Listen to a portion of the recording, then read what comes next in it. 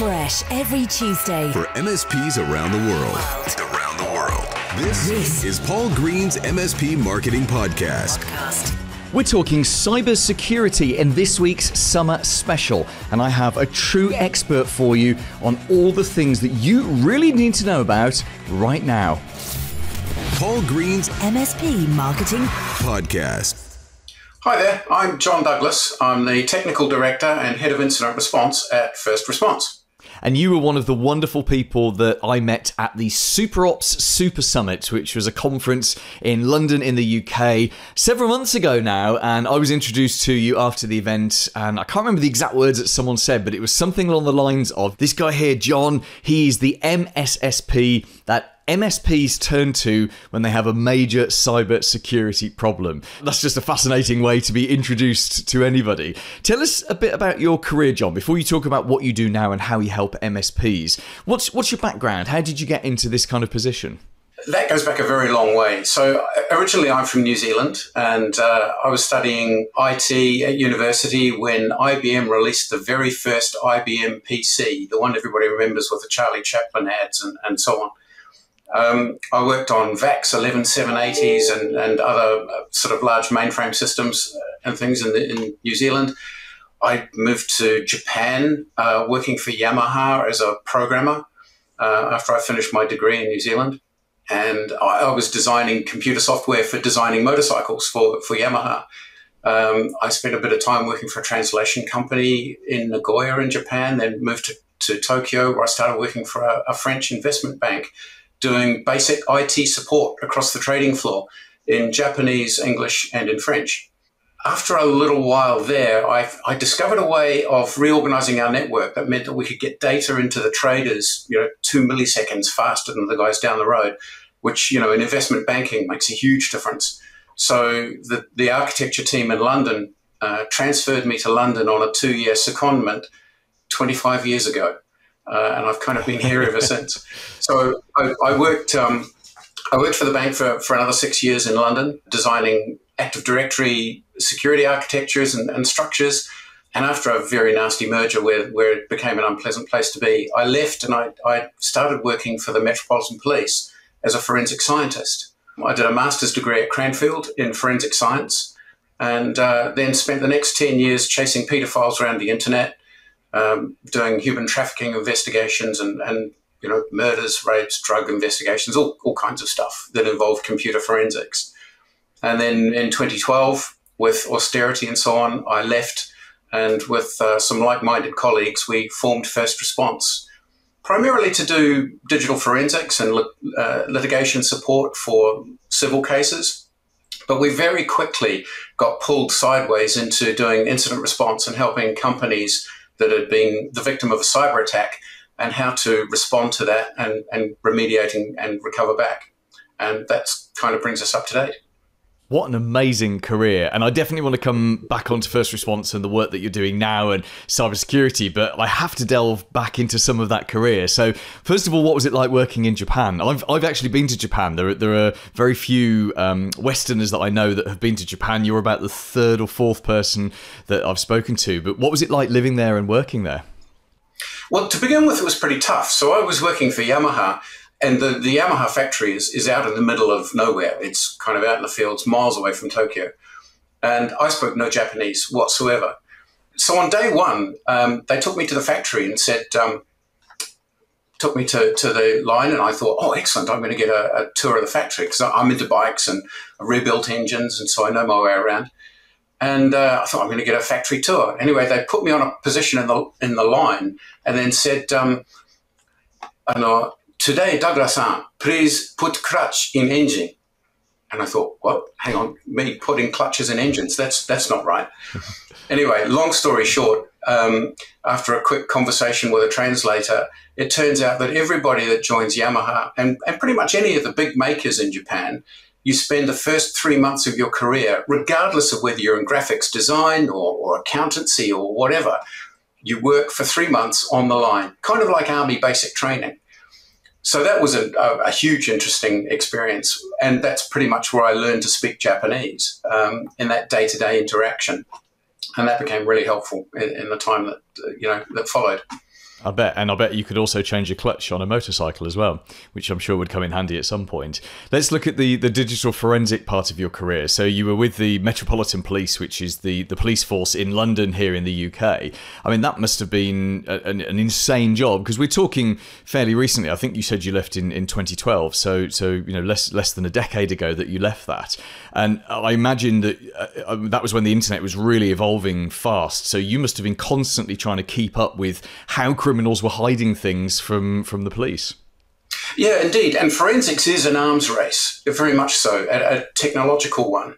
So we spent probably a good 40% of our time researching technologies, and not that we were going out looking at technologies and pulling them apart to see, what they could be used for, but it was more that a case would turn up on the desk where a particular organised criminal network or just an ordinary person who had decided to do something dodgy had utilised a piece of software. And one that I remember from the early days was Google Hello. The paedophile community sort of landed on that and started using Google Hello to transmit indecent material of children between each other, completely under the radar. And it worked out quite effectively for them. But we had some good connections in with Microsoft and with Google and others, and so they gave us access to diagnostic tools that allows us to reverse engineer some of the data structures so we could actually generate evidential material to take to court and give evidence. But what was really interesting for me about the whole forensic process was more the diversity of locations where artifacts could be found. So, for example, I had a case, I was working on a murder investigation, and I was working with a police officer, and we'd come to a really good point where I had everything that he needed. And he said to me, I wish you could help me with my other case. And I said, well, what's your other case? He said, it was a drugs case. We arrested this drugs dealer in his car, and just before we were able to arrest him, he ripped a lanyard, a USB stick off a lanyard around his neck and threw it into the river. And we've been unable to recover it. And we're pretty sure that had all the details of all of his drug deals on it. I said, okay. And he was in his car. What car was he driving? It turns out he was in a Bentley. Anyway, again, long story short, I contacted Bentley. The vehicle had been impounded. And with some diagnostic tools that Bentley gave us, we were able to download all of the GPS data, all of the chat logs, and all of the SMS messaging, call history, and everything else that had transferred from his iPhone across Bluetooth and had been stored in the car. So whilst he'd got rid of a lot of the data on his mobile phone and on this USB memory stick, we were able to pull back a huge tranche of data from the car itself. And of course, when you sort of superimpose the GPS data with the call dates and times and some of the message information in the chat logs, you're able to immediately unravel a whole lot of coded text and start to associate that with some of the other people that he was working with. That kind of technology and being able to think outside the box and grab stuff, and keeping in mind this is 20 years ago. So it was pretty cool stuff. I mean, that's fairly trivial to do these days because mobile phones and so on have got GPS units and everything. It's all in one box. So if you've got access to that mobile phone, you've got everything. Yeah, there's a message here for criminals, which is if you're going to do crime, then leave your phone at home and drive a 1980s car, which isn't connected and doesn't collect any information whatsoever. Let's come straight up to date then, John, and let's look at what you're doing within first response. So you formed this business back in 2012, and as you said earlier, your aim was to help with litigation and forensics, but you then sort of diverted off into this amazing cybersecurity world that we're in here. So what caused that shift? Was it literally demand, business turning up at the door, or was there something else that caused you to go off in a different direction? It was business turning up at the door, but came from an unexpected direction. And that was law firms that we were already working with in supporting them in civil litigation, where perhaps one of their clients was suing an ex-employee for stealing data or something, taking it to a competitor. But often the law firm would get involved in, say, a ransomware incident that one of their clients had suffered. And so they would call us and say, hey, what can you do to assist us? We'd like to try and figure out who the attackers were. But very quickly it became more around, actually, we don't care who the attackers are because they're outside the UK, they're outside of our jurisdiction, and we're not going to be able to do anything with them. But can you help us get the data back? And so we've been doing an awful lot of that. And certainly through the pandemic, UK organisations, and I'm sure most of your audience will also sort of click with this, that organisations absolutely struggled to make that transition from on-prem to working remotely. A lot of organisations managed to make that transition, but they didn't do so securely. And so, we saw countless incidents of organisations that were publishing RDP directly to the internet, which, is just a recipe for disaster. And they were getting hit with ransomware. In the sort of the peak of the pandemic, we were probably dealing with 4 or 5 cases of ransomware every week. It was just crazy. And how have you seen cybersecurity change? I mean, you mentioned the pandemic, which is obviously three odd years ago now that it started. But over the last 3, 4, 5 years, how have you seen the kind of attacks change and what kind of new? I mean, we all know what the new threats are, but as someone who's actually dealing with it day to day, how have you seen it change? I think probably it's become more organised. So cyber threats are no longer some guy in a hoodie in his basement who's just out for grins and giggles. This is organised criminal networks and nation-state threat actors that are doing this either to obtain intelligence for economic, military, or health and academic data that they're stealing, or in the case of organised criminal networks, it's purely financial. They're doing everything for financial gain, and they're hugely organised. I mean, ransomware attacks now. Typically, you'll see a ransomware author who will be a pretty intelligent guy, an experienced programmer writing in C++, who will create a very cool piece of ransomware, and he will then market that on the dark web to organised criminal networks under a franchise scheme where the original author gets 20% of whatever ransoms the organised criminal networks are able to generate, all paid in Bitcoin. And the organised criminal networks themselves have set this up as entirely as a business enterprise. They have help desks being run internally, and sometimes they're outsourced to Southeast Asia, where you've got large groups of people sitting there waiting to answer the phone to help companies navigate the process of buying Bitcoin or decrypting their data. If they're having struggles to run the decryptor and decrypt the data, having paid the ransom, the help desk is there to support them. It's a really slick, professional business now. It's not the chaotic script kiddie that probably the media is still portraying them to be.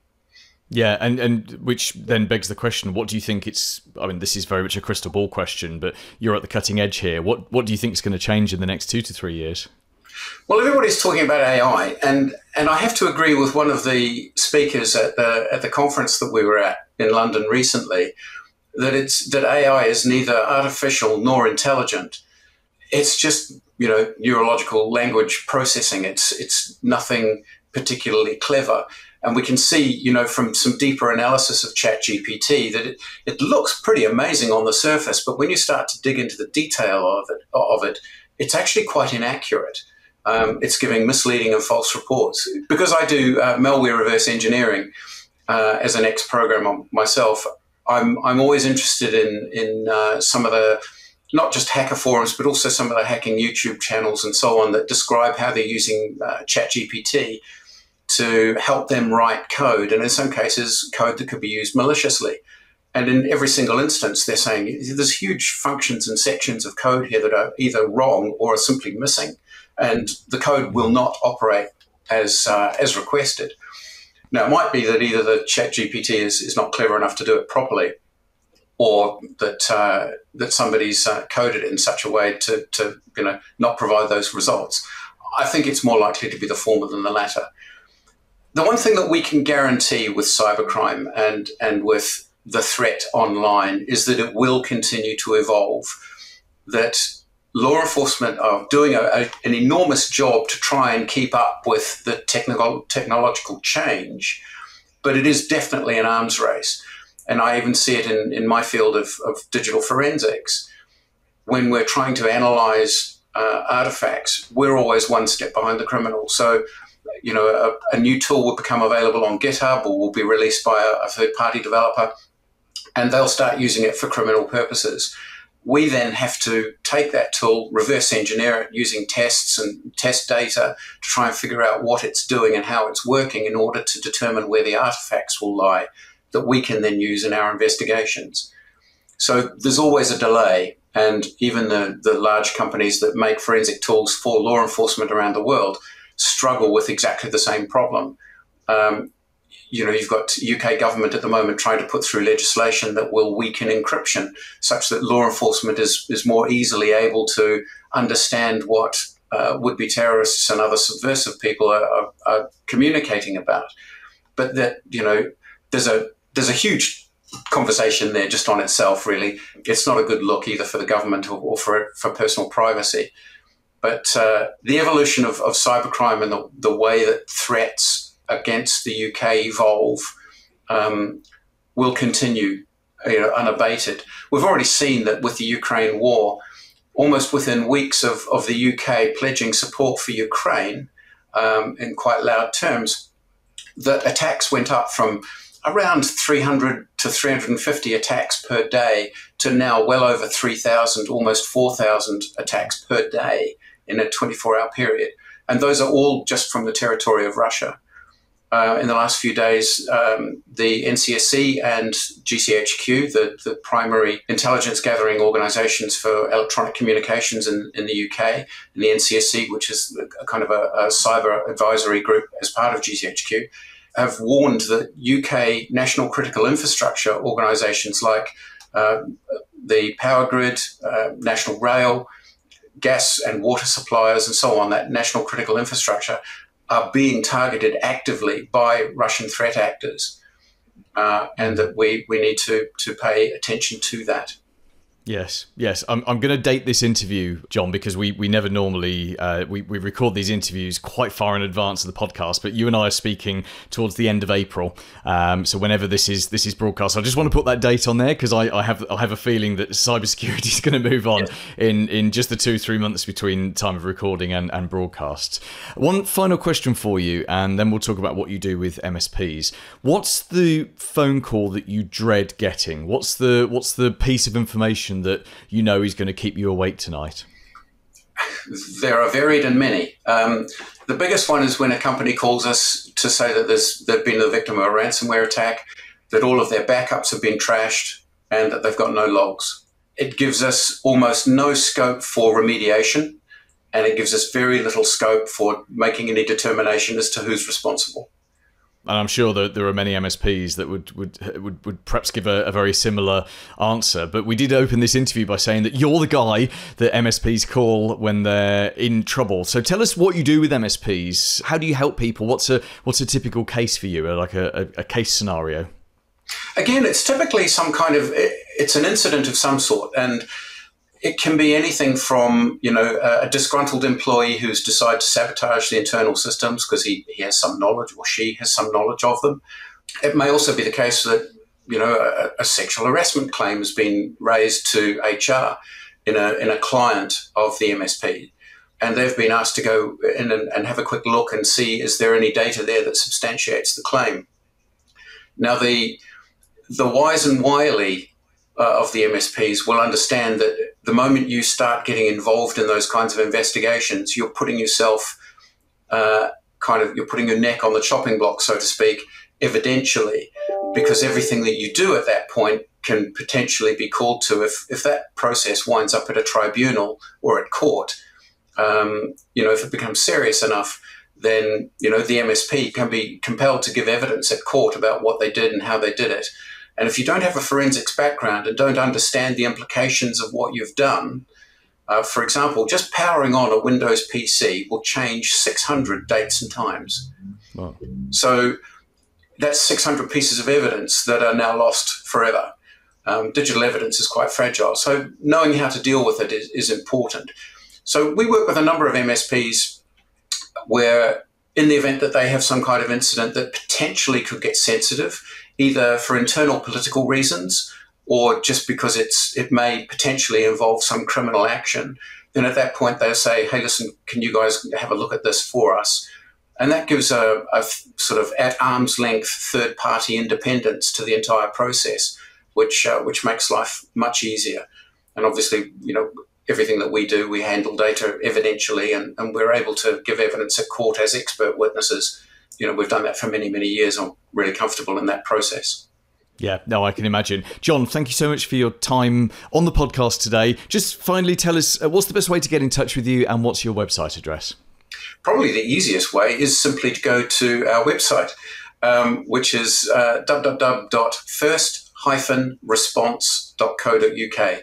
There's a contact form there, there's a phone number at the top, and pretty easy to find us. Coming up next week.